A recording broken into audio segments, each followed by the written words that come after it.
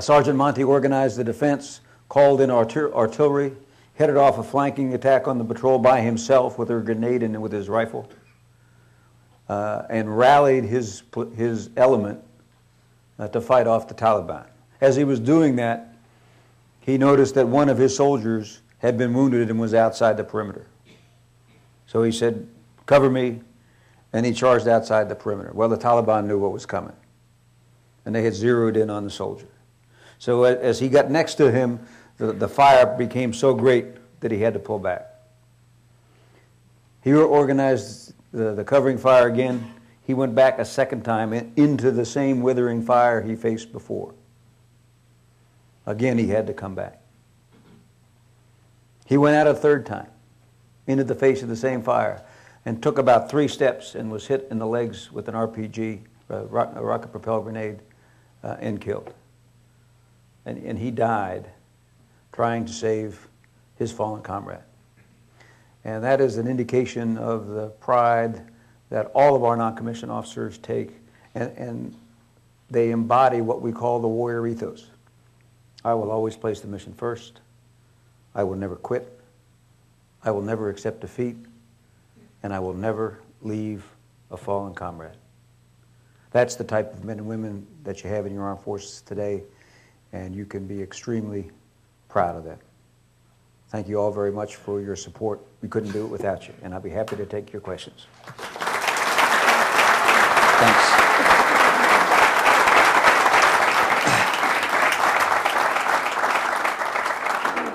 Today at the City Club of Cleveland, we are listening to a special forum featuring General George William Casey, Jr. We will return to our speaker in a minute for our traditional City Club questions. We encourage you to formulate your questions for our speaker now and remind you that your questions should be brief and to the point. We welcome you to this City Club special forum. Our greetings go to those present in this room, especially those who are guests. We hope you will join the City Club and become an active member of our ongoing civic dialogue. On Friday, November 6th, our regular forum will feature Barbara Coombs Lee, President of Compassion and Choices, an organization dedicated to the care and rights of the terminally ill, including those seeking physician aid in dying.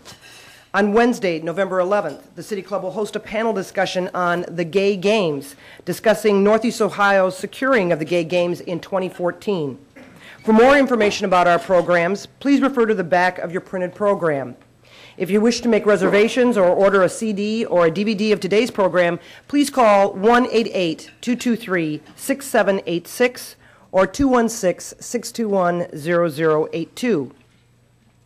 We are pleased to welcome guests at tables hosted by the Greater Cleveland Partnership, Medical Mutual of Ohio, Richard L. Bowen and Associates, Cuyahoga Community College, the Ohio Army National Guard, and Defense Metals Technology Center. Thank you for joining us today. We are pleased to welcome to our forum students who are here as part of our City Club student program. Participation of these students is made possible by a generous grant from the Loeb Foundation. With us are students from East High School. Would our student guests please stand and be recognized?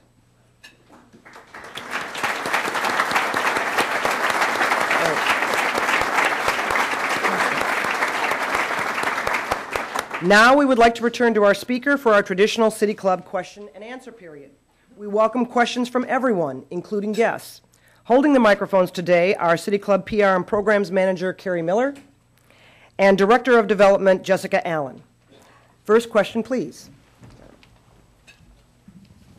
General, going to the matter of supporting the Army families, situation that has arisen in some relatives of mine, in fact, where Mom and Dad are both active Army. It looks like very soon their deployments will be overlapping and leaving a child behind. My two-part question is, how frequent has this become in today's Army, and what kind of services are being developed to deal with this problem? No, that's a great question. And it is a challenge for our 27,000 plus dual military couples. And I have a general officer couple, both on active duty. And last January, I had them host a little conference, bring in couples from all across the Army to get at issues that are challenging them. And I'll tell you, it's very interesting because it's also personal.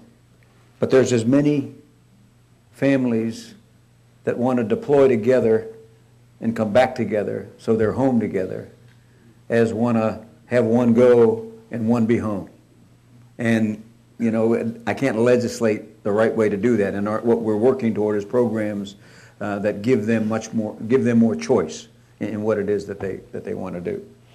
The second thing that I will tell you is that it takes a general officer now to approve assigning a member of a dual military couple separately from their spouse.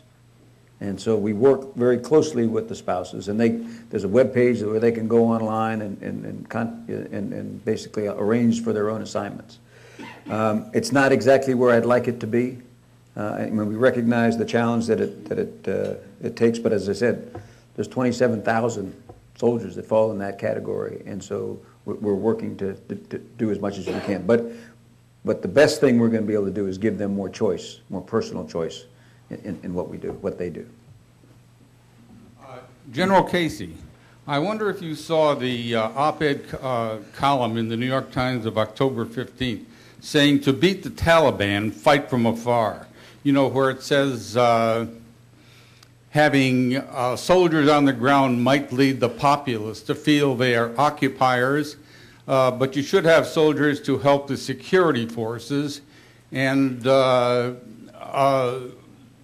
then use the Navy and Air Force. In fact, if not, I'd like to leave it with you. And what are your ideas? What do you think about that?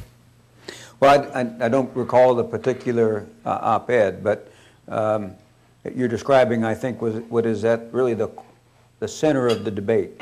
And the issue is, can you keep the Taliban disrupted and reverse their momentum just by plunking at them with smart munitions? And I will tell you, that will be a part of any strategy, but I believe after my time in Iraq that is not necessarily an effective strategy in and of itself, for two basic reasons. One, to be successful in the long run, the Afghans, just like the Iraqis, have to be able to secure themselves. And they have to be able to deny their countries as a safe haven for terrorists. And to do that, we need to significantly increase the size of the Afghan security forces, which is a long-term proposition. I mean, we've done this, and it's hard.